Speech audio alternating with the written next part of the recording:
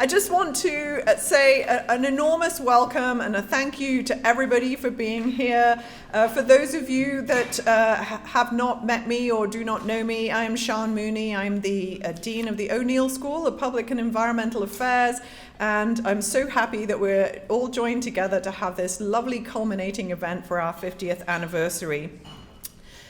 Without further ado, let's get going.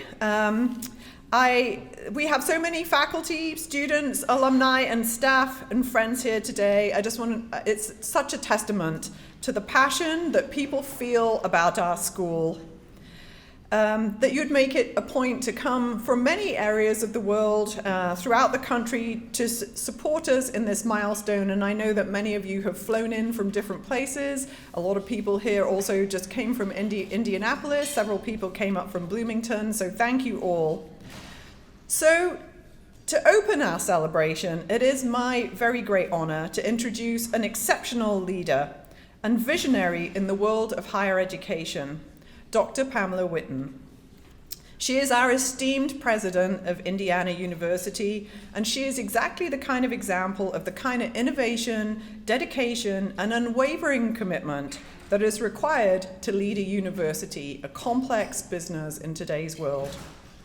She shares a number of ideals that are the foundation of the O'Neill School, including a passion for fostering inclusivity and diversity in our community, and a real commitment to interdisciplinary collaboration, both inside the university and with partners in the public, private, and nonprofit sectors.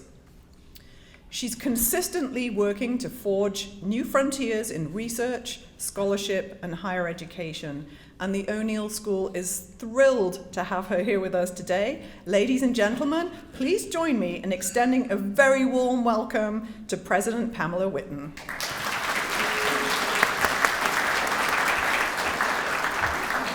Thank you. Thank you so much, Dean Mooney. This might be my first invite to speak at a culmination as well. And I also just learned a great trick from our incredibly wise dean, and that is, if you feel or you need some applause, just say applause 5 times if you can hear me. Right? There we go. Thank you. Strategy I will be using. So thank you very much for that kind introduction.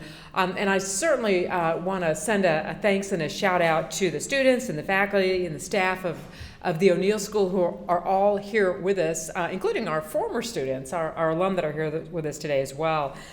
So we all know that the O'Neill School is something to be proud of, right? It has made history really since its inception, when it became the first school in the country to combine public and environmental affairs. And I have to confess, I finally can say the O'Neill School, but I spent most of my academic career as a professor at Michigan State, and then went to University of Georgia, where there was another SPIA. I guess there's still a SPIA there, right? And came here. I would say it took me a good year and a half. But not only me, I think everyone across the country knows O'Neill now, because I hear it expressed, and the understanding, the appreciation for how great O'Neill is has now actually caught as well. Does anybody ever find themselves slipping and doing SPIA still? Few people. Okay, all right. Well, then I feel better. I feel better.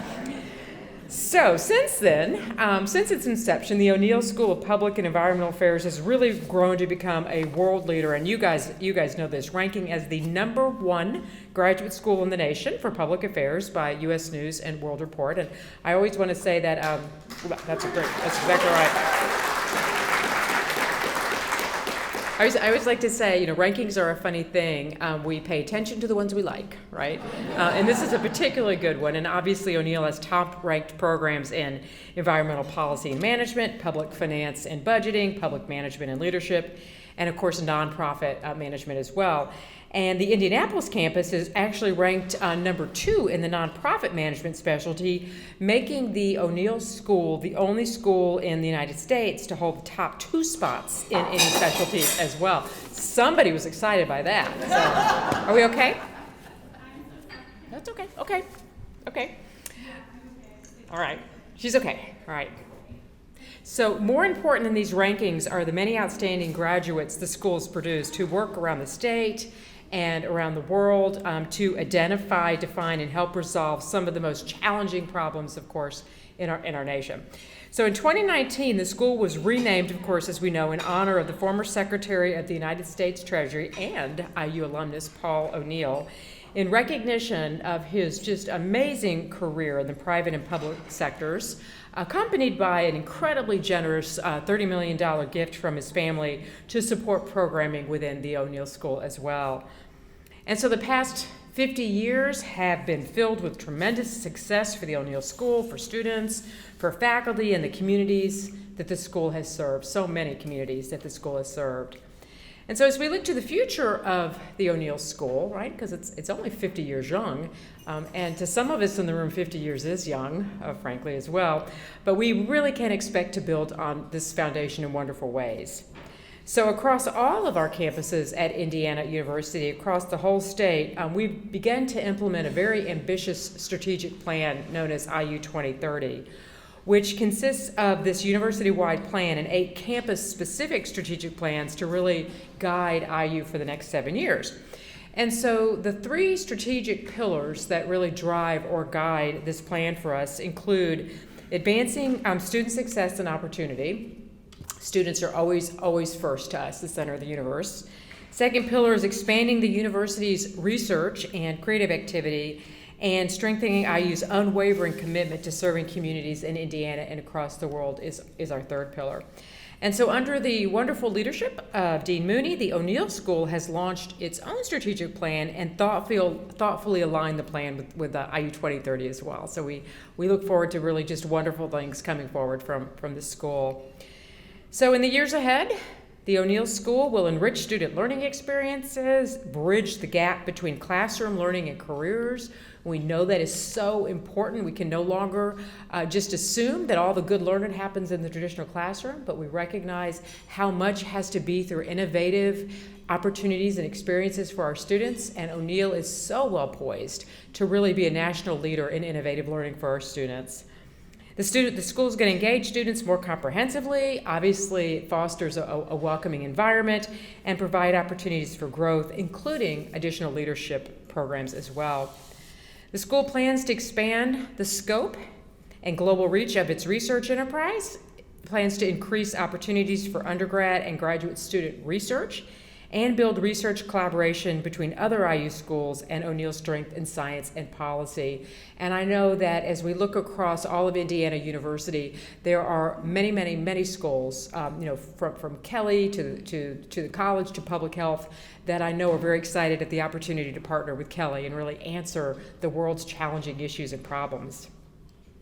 And of course, when it comes to service to our state, the O'Neill School has a strong record of education, scholarship, and civic engagement that really contributes to improved governance and provides solutions to some of the most pressing needs we have in Indiana and beyond. So in the years ahead, the school will do even more to match its expertise with critical local, state, national, and global policy needs, translating existing research into actionable policy solutions. And we all know how important it is that we take that groundbreaking research that's done and we move it to the next level so that it's actually translated into new actions and policy and opportunities and behaviors. So we feel like the O'Neill School is uniquely equipped to address the 3 pillars of IU 2030. And I look forward to seeing all that the school and its faculty and its staff and students and, of course, alum and friends will accomplish in the next few years. So in the school's first 50 years, if those first 50 years are any indication, we can expect the next half century to be filled with even greater successes. And I'm happy to look around the room and see that there's a few of you that are going to be back here in 50 years, I think, to celebrate the 100-year anniversary as well. So congratulations to the O'Neill School.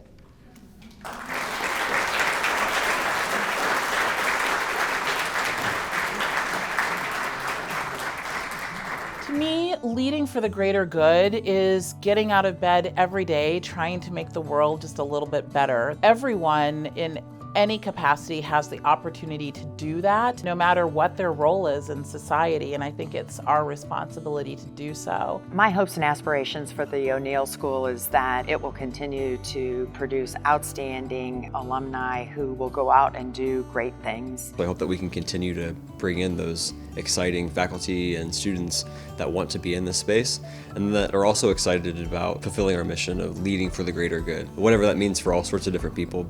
We, of course, focus on majoring and making a difference. You'll always have someone there to push you to be better. And that's what I like about O'Neill. They don't settle for anything, and they're always looking to make groundbreaking changes in the community and in the world. What makes O'Neill special is the faculty. You will find that the faculty are really committed to student success, and I've really appreciated an institution that is largely research driven, but also really heavily involved in wanting to see students succeed. The school has always had outstanding faculty, has always been forward thinking in terms of what's kind of the next challenge out there for its graduates and how do we bring those kinds of experiences into the program to make it relevant for incoming students. It's real easy to get cynical and frustrated sometimes when I look at the state of the world. When I'm dealing with these young people, they've got optimism, they've got hope, and we need that kind of enthusiasm to make our country work better, to make the world work better. And I think that's the thing that means the most to me. Because looking ahead 50 years, we're going to need O'Neill graduates even more than we do right now. We're going to need civic-minded, philanthropic, focused leaders who want to get up every day and get really excited about changing the world and making a difference. I frankly think that what the O'Neill School brings to the world, certainly to our country and certainly to the state, is more important today than it even was in 1972. And I would say it's not only a hope, but I think it is a imperative that this school continue to lead and to allow students to go out into the world prepared to lead in a time where I think the world needs us more than they ever have. Buckle up, raise your expectations, raise your standards, because the O'Neill students are going to meet and exceed all of your expectations. The education from O'Neill is a global commodity, and it needs to be taken to the world.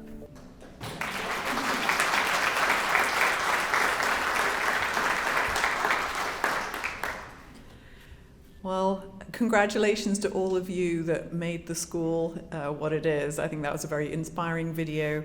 I just want to thank President Whitten so much for all that you do for Indiana University and for the O'Neill School. And I also want to second the message that we heard on the video, specifically Paul Helmke's comment. You know, he mentioned that it's easy sometimes to get cynical and frustrated at the state of the world, but really being around our students and their optimism provides hope. And I know that actually many of us were discussing that just today in an earlier meeting. I really feel that optimism every day when I talk to our students. It's what drives me personally, it's what gets me out of bed in the morning, it makes it fun to come to work. And their enthusiasm is really the foundation of our school. They're going to be the leaders of the future. So lifelong learning is also another piece of our foundation, and I would like to welcome Tom DaCosta, Professor Emeritus, oops, and the founding director of the Indiana University Executive Education Program to come and join us. Tom served as the leader of our Exec Ed program for more than 25 years, and he has conducted seminars for more than 100,000 professionals over the decades. So please join me in welcoming Tom DaCosta.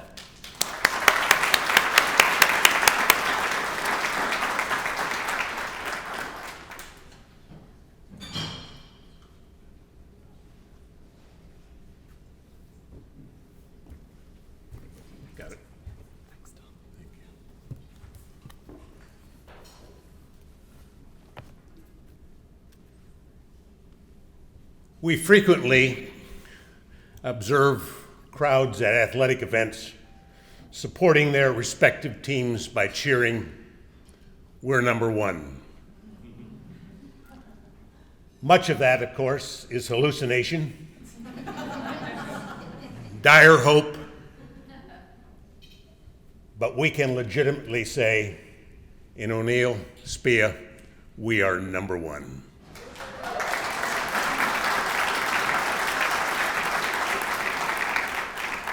From extensive work by the Gallup organization as it relates to StrengthsFinders 2.0 and the pioneering work of James Clear, author of the best-selling book, Atomic Habits, we learn that habits decide our future.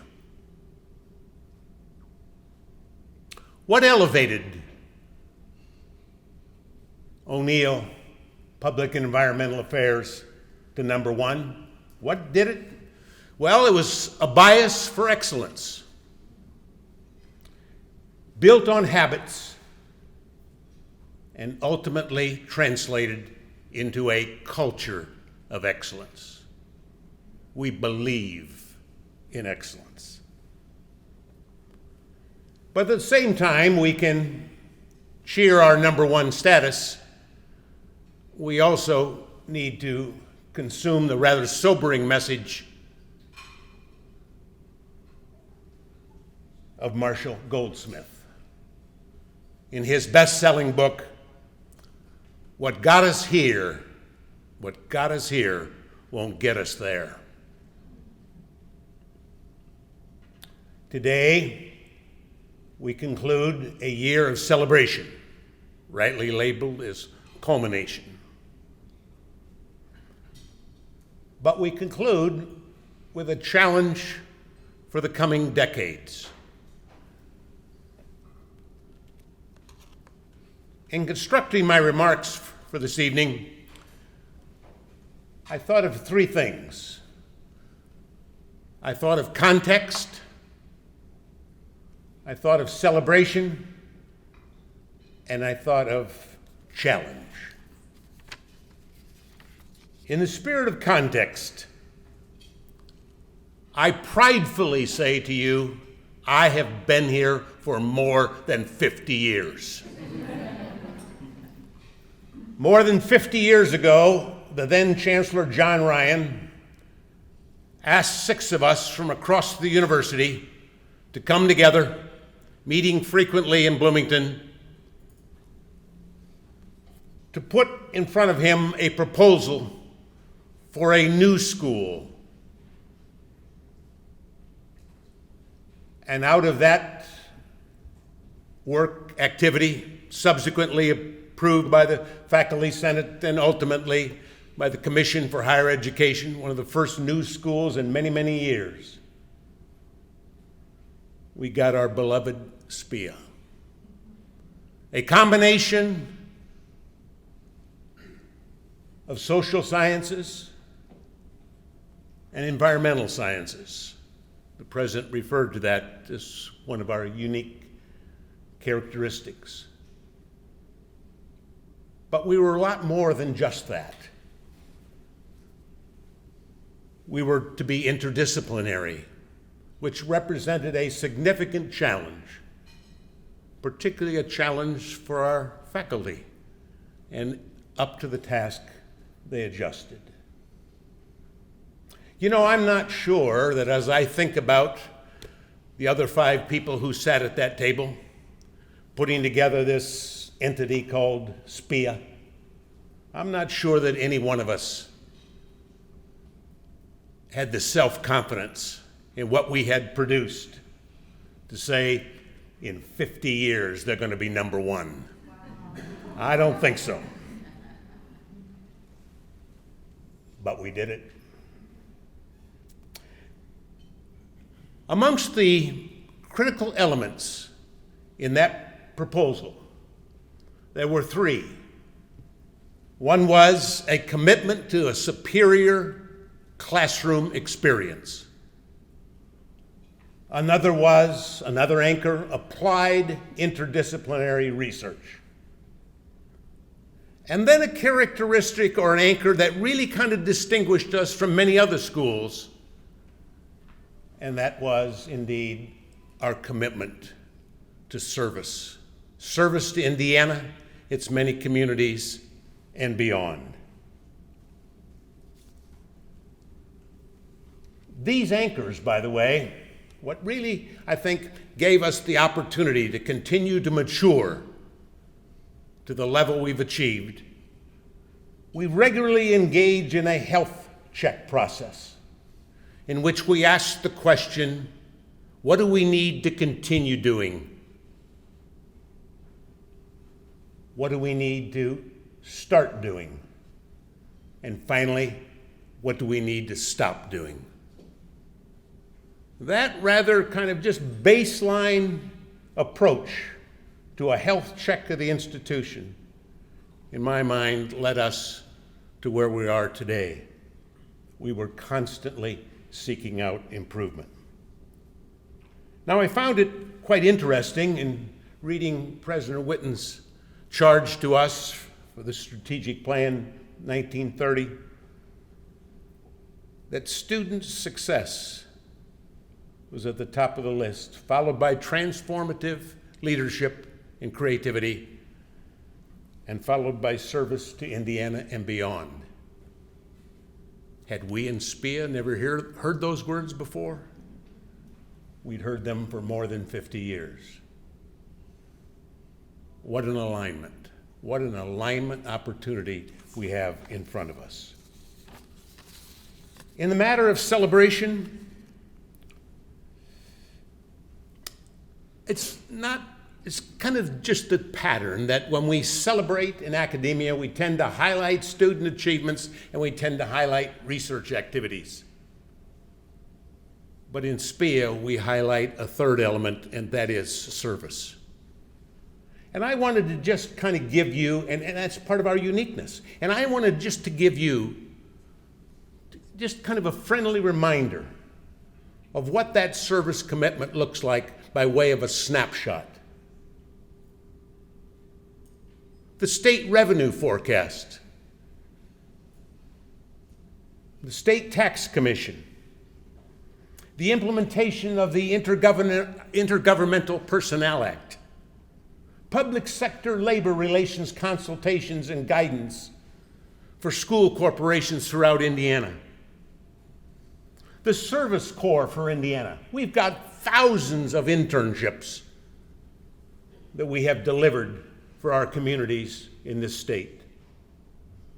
Strategic plan consultation for Indiana not-for-profits and governmental agencies, guidance for local community foundations, climate and sustainability consultations, seminars, and studies, law enforcement and behavioral best practices. The Indiana Public Policy Institute, a combination of what? Research and service.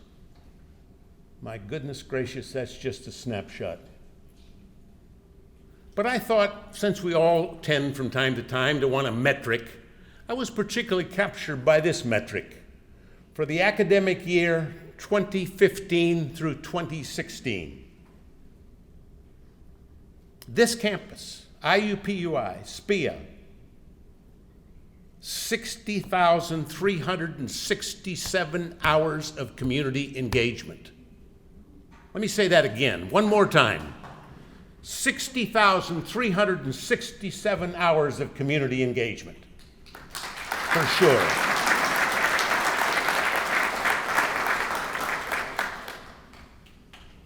So we celebrate and we challenge.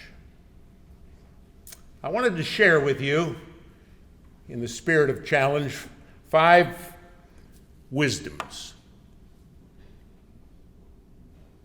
Not in any particular order. But let's begin with the wisdom that coming together is a beginning. That's what we did 50 years ago. Coming together is a beginning. Working together and working hard towards excellence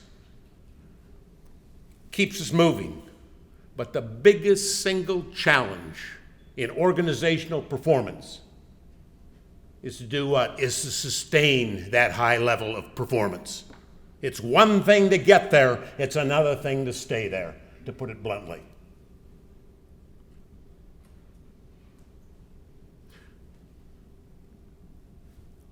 We need to nurture a bias for excellence on a what? On a consistent basis. That's a challenge. That's not easy to do. We tend to do what? We tend to be entrapped sometimes by resting on our laurels. We need to, by way of an additional wisdom, continue to foster excellence as an organizational habit. What does that word organizational habit translate to in terms of everyday communication today? Culture, the word culture. Organizational culture. And what happens when you've got an organizational culture of excellence? What happens is people believe in what they're doing and they act accordingly.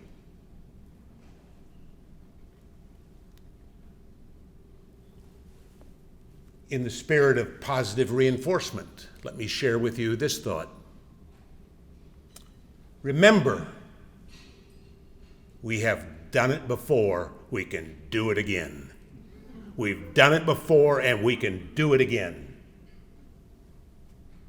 Success breeds the self-confidence which breeds more success.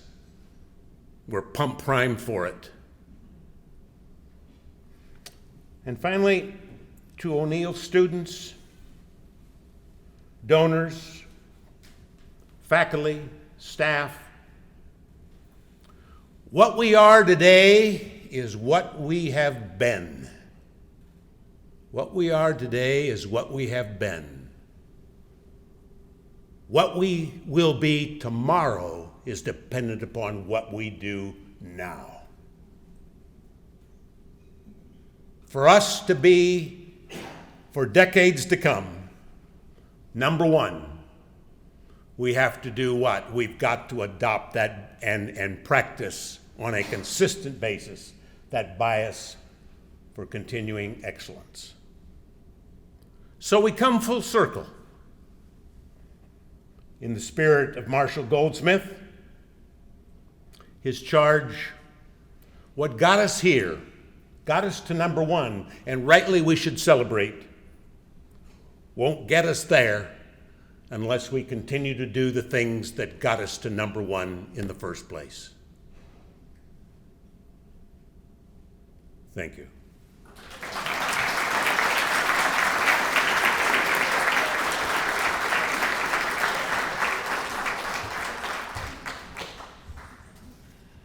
Thank you so much, Tom. Thank you so much for your insights and your service to the O'Neill School.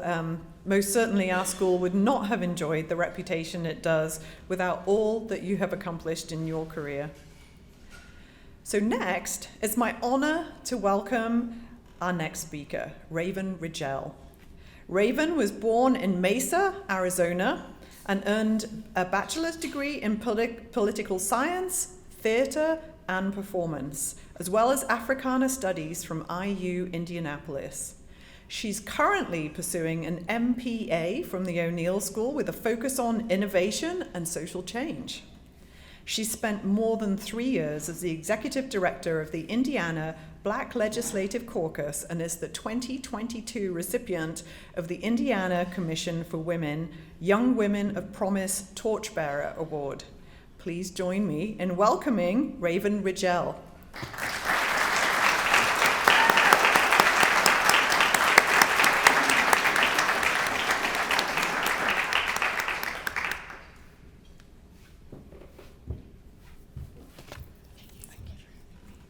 Hello, everyone. No. Hello, everyone. That feels so much better, to come after the president of your university and a dean emeritus really is a little bit intimidating. So I needed that extra push. So my name is Raven Rigel.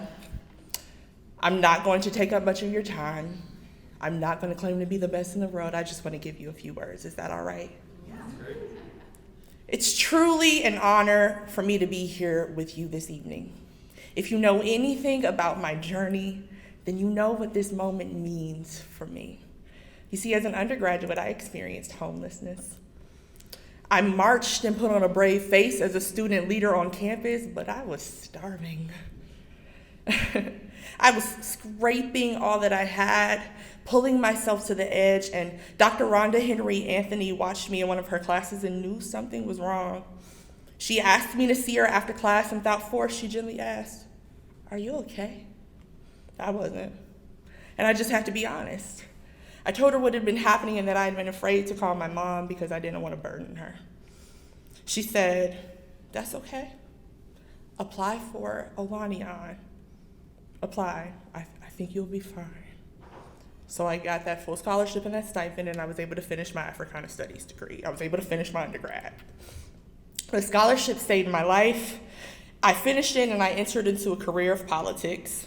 I was always destined to be a change maker. I just needed a little help along the way, and I'm gonna get to that in a second. But first, let me back up. My grandfather was of Haitian descent. My grandmother was Southern Creole. Those were my mother's parents. My father's parents are descendants of sharecroppers and also immigrants. It was instilled in me young that education was my tool.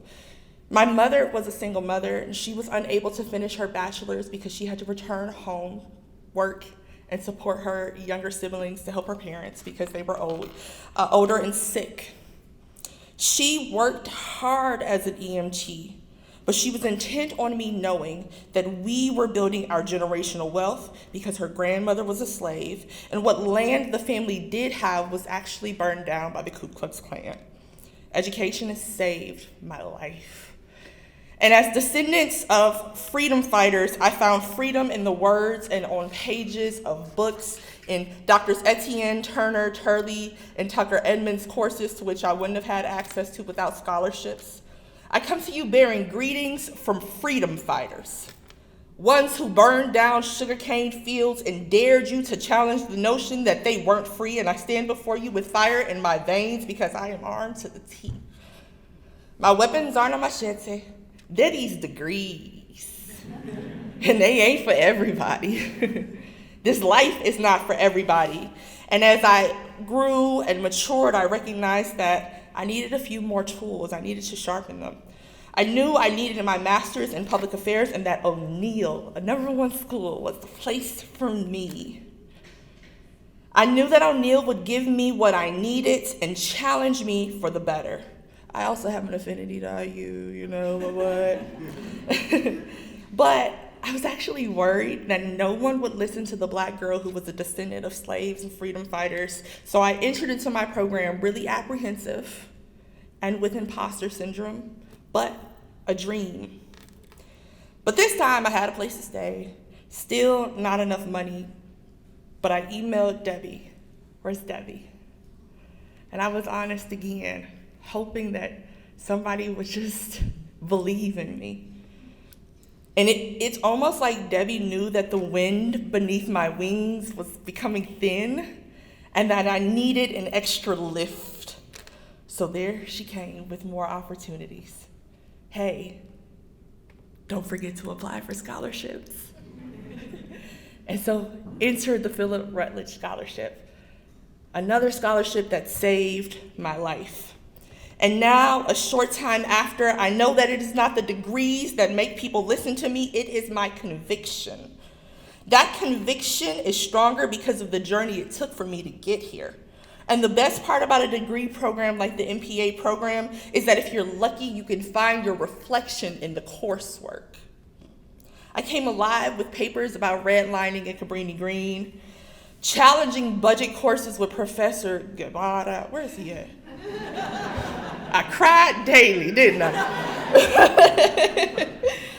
Oh my goodness. Conversations that broadened my horizon with Dr. Jamie and some of the most amazing professors, peers, and coursework that one could ever ask for. Here I learned iron does sharpen iron. I found strength in learning how to advocate through public policy, and now this descendant of immigrants and freedom fighters who dared brave the oceans with dreams of a better tomorrow has degrees in political science, theater performance, Africana studies, and in December an MPA with a focus in social and innovation and social change. So yeah.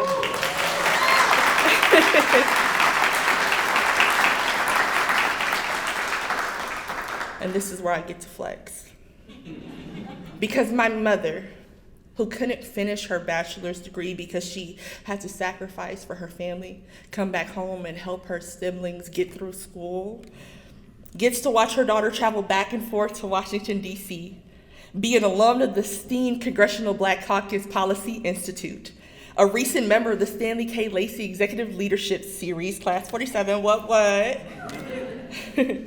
Not have one, not two, but multiple meetings with the Vice President of the United States and various agencies across the country and world. Become Indiana's Young Woman of Promise, a Torchbearer recipient. Write policy for one of the world's most recognized and influential organizations in the history of reproductive justice. Create toolkits and advocacy for thousands of advocates across the nation. So much more, and that was just the past 2 years.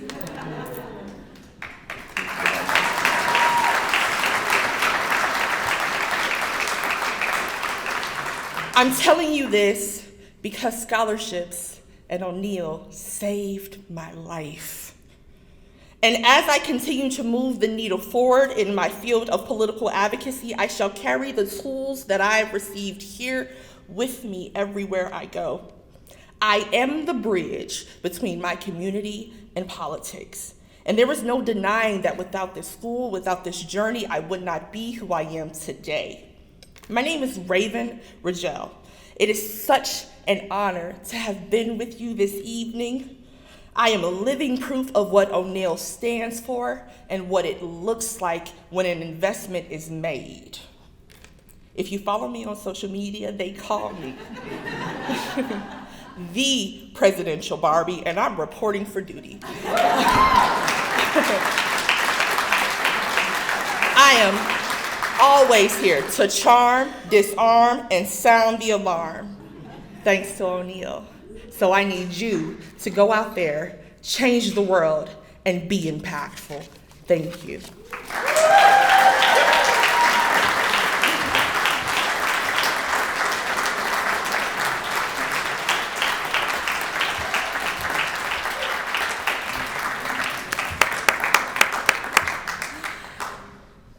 Well, Raven, thank you so much for joining us. I'm really excited to see all the ways you're going to change our state and beyond. And there's nothing more exciting than the promise of the future. Well, I will say I'm a little intimidated to be the last person to go, particularly after that incredibly rousing speech. But I will do my best, and then maybe I can take a few pointers from you at a later date. But anyway, so as we envision the future of the O'Neill School, I just wanted to take a moment to remind everybody about how we got started. And actually, Tom talked a little bit about this. I just want to take us back to our very beginnings, to the very seed, the germination of the idea that would grow into what we have become today. We were actually conceived of a very long time ago. Actually, the first idea came in the mid-1960s, and it really is amazing that someone came up with this idea then. And it was a proposal for the creation of a center for the study of the human environment. And the proposed center was going to bring together existing disciplines on campus with a focus on interactions between people and the environment. And you just think of how many places right now have been talking about interdisciplinary collaborations. I mean, this was in the 1960s, you know? And so just as an oceanography, this is kind of a quote from this sort of first idea, just as oceanography is an integrating science in which the physical, biological, and social sciences are all applied to the marine environment, the Center for the Study of the Human Environment would serve as a framework for a similar emphasis on the human environment. This is what the proposal read. Anyway, it was shelved. And it was shelved for several years as the university underwent several administrative changes. And then, as Tom mentioned, you know, later on its time came. And so people like Tom and many others, they got together, and there was a push to make IU into a university that was relevant to solving real world problems. And so our founding dean, Chuck Bonser, said that this was a moment where government at all levels required major surgery and new blood to carry it out, and the School of Public and Environmental Affairs was Indiana's answer to those concerns. So our founding in 1972 was a very critical step forward for Indiana University and the state of Indiana. We really poising us to be leaders in public and environmental policy, and I'm extremely thankful every day for the passion of those that have spent the last 5 decades building our legacy. So speaking of Dean Bonser, I wanted to take a moment to acknowledge, I believe that his children are here, Andrew Bonser and Kathy Bonser-Neal.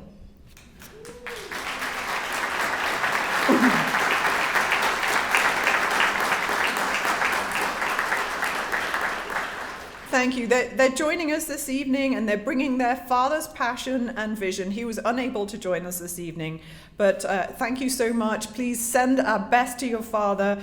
The O'Neill School would not be what it is today, and I really want to thank Dean Bonser and all of your family for everything that you've given to the O'Neill School.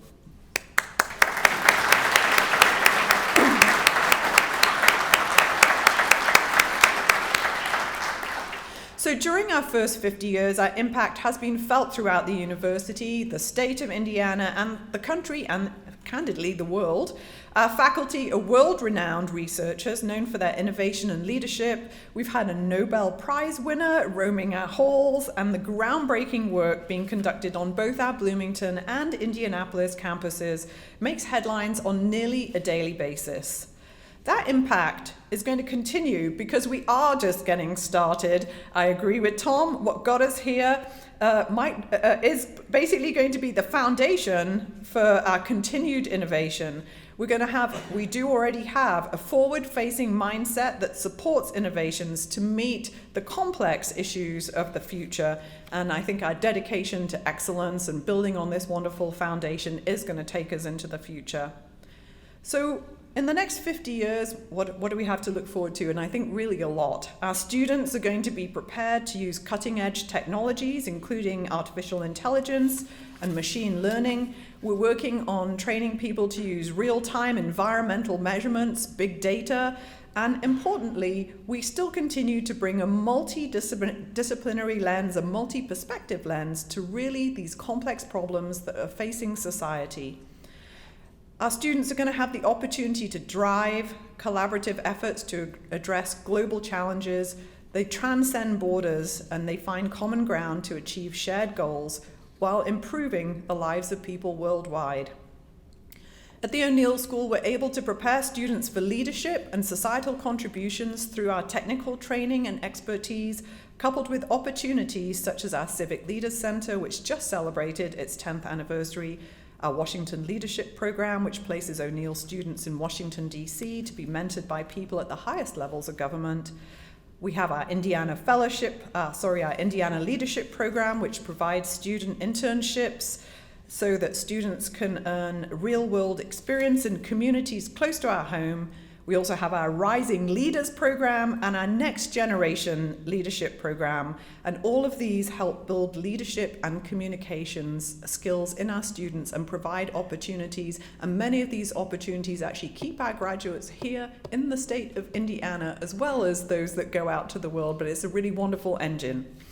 So with the resources available to us from IU, our faculty look to the future. They engage in transformative research aimed at breakthrough solutions to pressing crises such as climate change, environmental and social justice, health inequities, the criminal justice system, the support of democracy, and many more important issues that affect so many of us personally.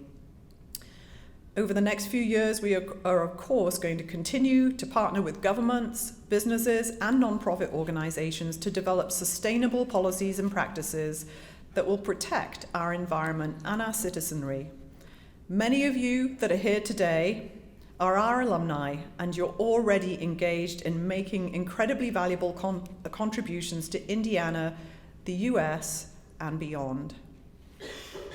I think you are a testament to show that the O'Neill School is not confined to the classroom and research labs. We are deeply engaged in this state and the world, and we're working to implement positive change and encourage active citizenship.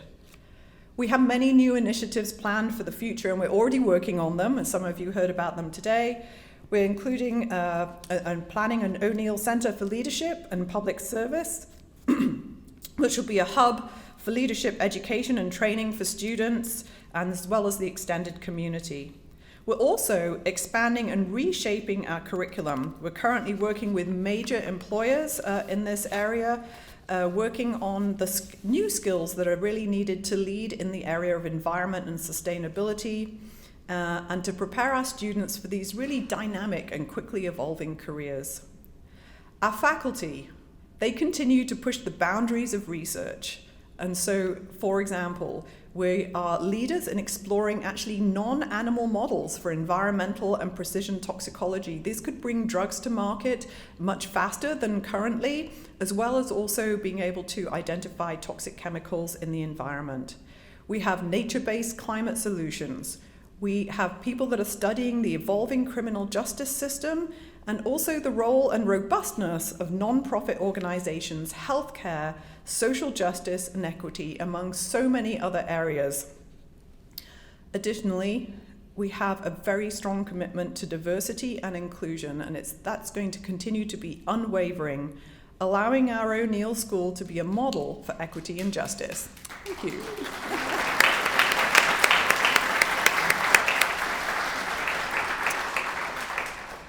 We strive to continue to be agile in the face of an ever-changing world. We're preparing our students to be resilient while adapting to new circumstances with creativity and resolve. I don't consider these to be lofty goals. Rather, I see them as ideals that we've been striving for and been achieving for the last 50 years. They are the natural evolution of the ideas and efforts that have come before us. So as we look forward, I just want to take one more moment to look to our past. Dean Bonser once said, "SPEAR was the right idea at the right time," and it still is. I basically couldn't agree more. The Paul H. O'Neill School of Public and Environmental Affairs has really lived up to the promise of the vision behind its founding. As our world and the challenges we face change, the O'Neill School is prepared to meet these challenges head on.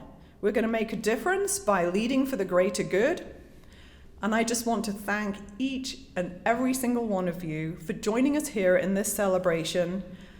I'm going to have a shout out and point to Raven as a wonderful example. I encourage you to show your support for the future of the O'Neill School by making a gift to the O'Neill Alumni Association Scholarship Fund. Your support is going to help bring our vision for the next 50 years to life, supporting our many wonderful students. There's a QR code on the table, just to let you know. But once again, thank you all so much. Enjoy your evening and good night.